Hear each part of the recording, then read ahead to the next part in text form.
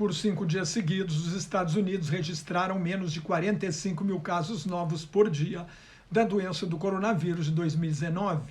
Hoje o contágio voltou a 45 mil, mas está abaixo dos 50 a 60 mil do início do mês e dos 70 mil de julho.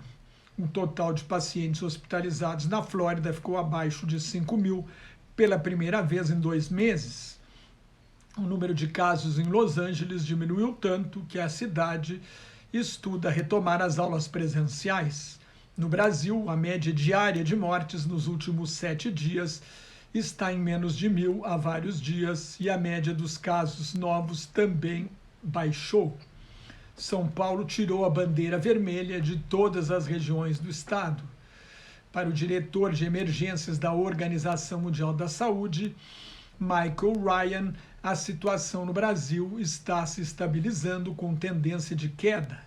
Há uma tendência clara de queda em várias regiões do país, comentou Ryan, ressalvando que há muito trabalho a fazer. Quando era ministro da Saúde, Luiz Henrique Mandetta previu que as curvas de mortes e de contaminação começassem a cair em agosto ou setembro. Mas não é o momento de baixar a guarda. O total de casos confirmados no mundo está em 23 milhões, com quase 800 mil mortes e mais de 15 milhões e 600 mil pacientes recuperados. O número de mortes e o contágio na América ainda são muito altos. Até 12 de setembro, o total de óbitos nos Estados Unidos deve chegar a 195 mil. Até dezembro, pode chegar a 300 mil. Os Estados Unidos têm o maior número de casos, 5 milhões e 600 mil, e de mortes, 175 mil. Logo depois vem o Brasil, com mais de 3 milhões e meio de casos confirmados e cerca de 113.500 óbitos. No Rio de Janeiro, a média diária de casos novos subiu 50% em 2 semanas e a ocupação de leitos de unidades de terapia intensiva passou em uma semana de 58% para 68%. Há um aumento da contaminação nos países e nas regiões que retomaram atividades na Europa e em outros continentes. O aumento da exposição em locais públicos reacelera o contágio. O controle da pandemia ainda depende do uso de máscaras, de manter a distância mínima de 2 metros, mesmo usando máscara, e da higienização das mãos depois de tocar em qualquer objeto que possa estar contaminado.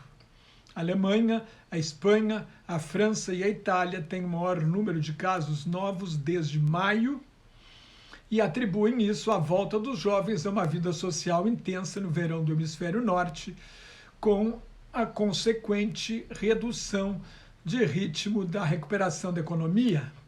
São alertas, assim como os novos surtos em países que haviam controlado a Covid-19, como a Coreia do Sul e o Vietnã, alertas de que a situação não volta ao normal enquanto não houver uma vacina ou um tratamento eficaz. Pela primeira vez em 50 anos, as Forças Armadas da Coreia do Sul suspenderam o treinamento anual de reservistas, que este ano reuniria 2.750.000 reservistas. Nesta sexta-feira, a Coreia do Sul registrou 324 casos novos de um surto que contaminou cerca de 2.000 pessoas nos últimos 8 dias. É o maior surto desde o início de março no país.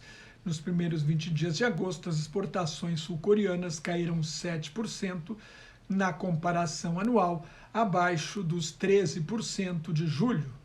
A Venezuela é o único país do mundo onde quem tem a Covid-19 vai preso.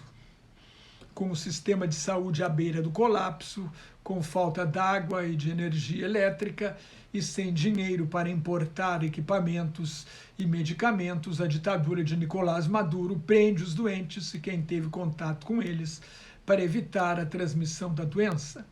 Esta atitude policialesca faz com que muitos venezuelanos não procurem tratamento, agravando ainda mais a crise de saúde pública. Depois de 13 dias sem casos novos, as autoridades de Beijing, a capital da China, dispensaram o uso obrigatório de máscaras em locais públicos. A economia da Europa sente o impacto do aumento do número de casos. O contágio é maior na Espanha, onde nos últimos 14 dias houve 139 casos novos para cada 130 mil habitantes.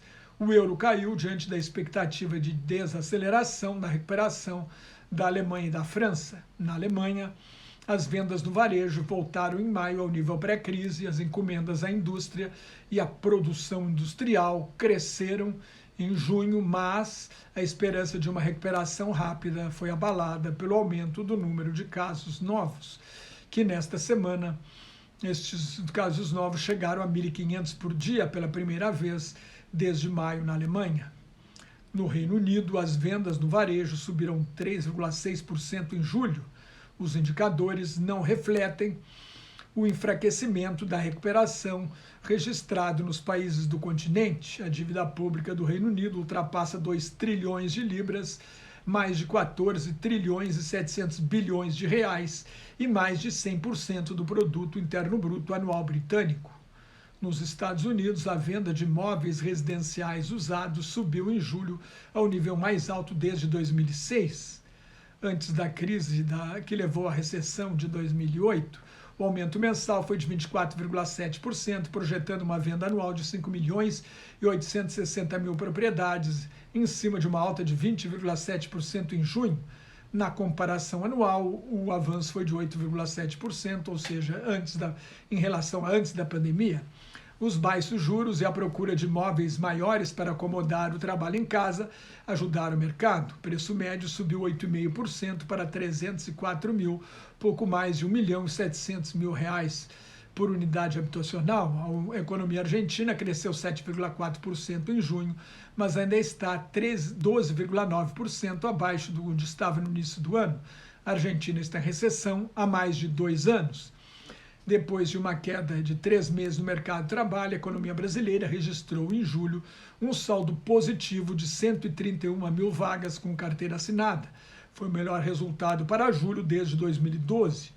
O governo autorizou as empresas a manter por mais 2 meses a redução de salários e da jornada de trabalho para evitar demissões. A última previsão do mercado financeiro é de uma queda de 5,5% no produto interno bruto do Brasil neste ano. É uma previsão bem mais otimista do que a expectativa das organizações internacionais, que esperam um recuo de 9%. Mais notas e comentários sobre política internacional no meu blog Globalização em Crise, que está em nelsonfrancojobim.blogspot.com, no meu Twitter e no Facebook, onde agora colaboro com o grupo Quarentena News. Cuide-se, fique em casa se não tiver nada muito importante a fazer na rua e muito obrigado pela sua atenção.